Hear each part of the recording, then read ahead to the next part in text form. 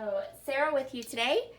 For this month's Technique Tuesday, we are working with titles, creating unique titles, different things we can use to make titles. So, I have this sweet photo of my mini dachshund, and this little guy has quite a unique little nickname, and he has this little saying that we say about him that my 14-year-old son invented. There's no other way for it. Composed, whatever.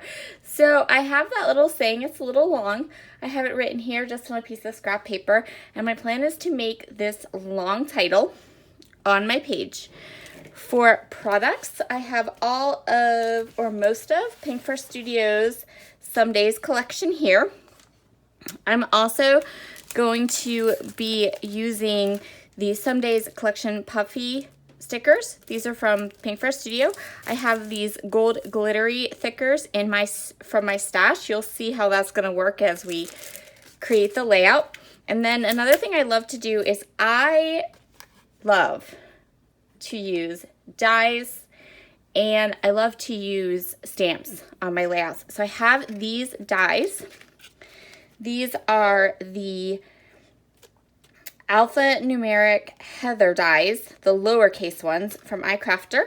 I got these from the Cherry on Top shop, and I thought I'd play with those and show you guys how to make some chipboard looking letters that will work perfectly on pages. I also grabbed this die. I haven't gotten to play with it yet. I picked it up in the shop. It's the Woven Heart die set from Altenew. I want to use it without this insert piece, so instead of having this little like floral pieces on the finished heart, we'll just have a plain heart that will be woven in the middle, and I think that that's going to be really cute. So I want to play with that a little bit. So okay, let's get started. I'm going to actually start with my title. So I'm going to go ahead off camera and die cut the parts or the words of my title that I want to create with. So I don't want all the words. We're going to do a mixed font title. So I don't want all the words to be die cut, but I want the two Fitzes to be die cut. So I'm going to die cut the letters I need to create this stacked kind of chipboard looking words. I'm going to need two of them, and then we'll come back and I'll kind of show you how we put those together, and then we'll move on to doing the layout. So what I did for each of the letters in the two words I want to create was to cut those letters 4 times. So once with a piece of pattern paper, and then I die cut each letter 3 more times using some nice heavy white cardstock.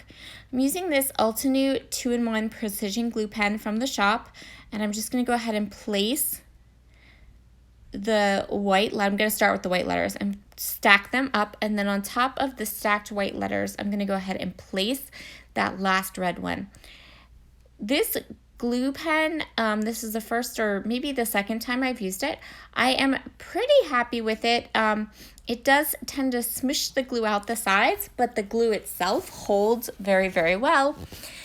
And I'm just getting the hang of it.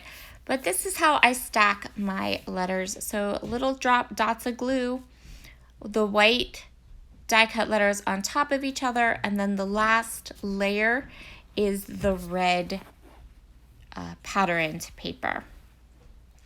I chose this red one as the pattern I would die cut because it was the one with the most solid color. You do kind of need to have something that is a more solid pattern.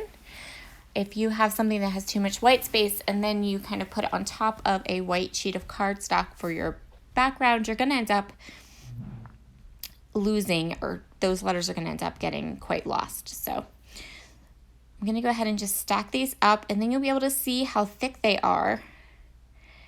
And they work really, really well. So you kind of see here, it gives it some lift, makes it almost look like chipboard. And that's going to be a really nice addition to the title for our page.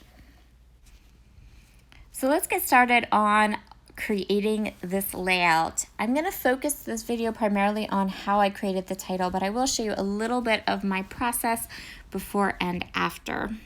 I know that I want to put a couple of layers of paper on the right side of the page, almost like the papers are going to point to my photo.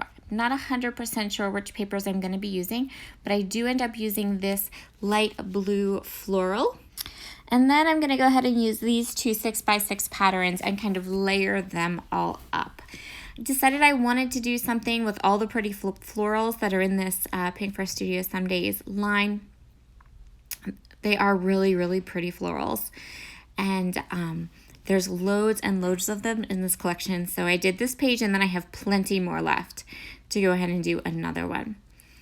So I'm just going to go ahead and place the 6x6 papers down at a diagonal, trim off the ends.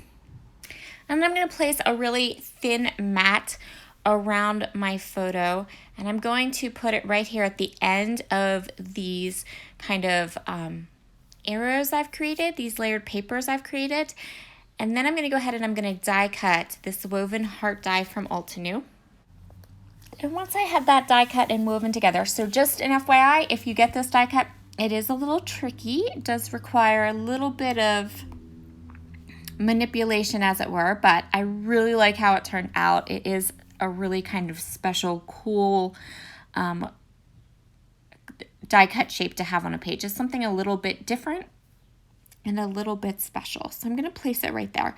I did that because I know that this is a large element on my page that I wanted to make sure to include. And now that I have kind of and begin to place my title. So the way I'm going to do this is I'm working. I know that I want my little saying to be split half above the photo, half below the photo. I know that I want to make sure that I give myself enough space for the letters that are going to drop down to have room. And I'm going to use my T-square ruler to get a nice straight edge on my title. Since I'm going to be using multiple fonts and I'm going to be using multiple, sorry for my head, I'm going to be using multiple fonts and multiple letter stickers that are all different sizes. I wanted to be very sure that I had these, at least the beginnings, very, very straight. And using a T-square ruler really helps.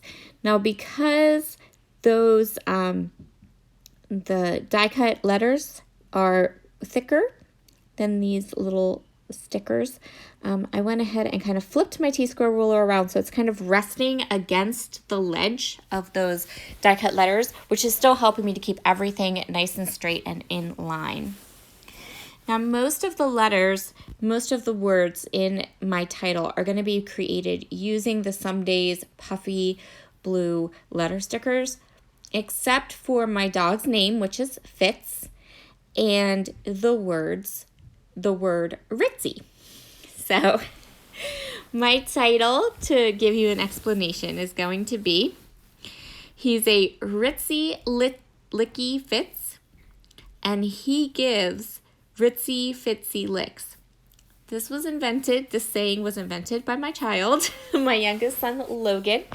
He kind of sing-songs it to our mini dachshund, Fitz, quite often. It's like a daily basis, practically. And so my husband has actually been telling me I need to have a scrapbook page that says that.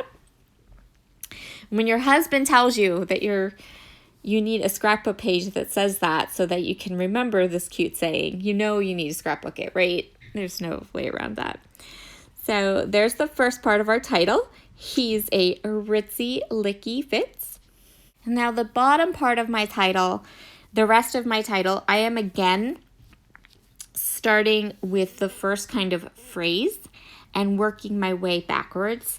I find that when you do a title like this, that's quite long. It's kind of, the spacing can be a little bit hard, but the best way to do it is to work backwards. And if you can, like at the top, I worked backwards and I did the line that was kind of almost against the photo. and then worked my way up. And at the bottom, again, I'm starting with kind of like the line that I think is going to work right below the photo, and then working from there. So now I'm just going to switch out the letters.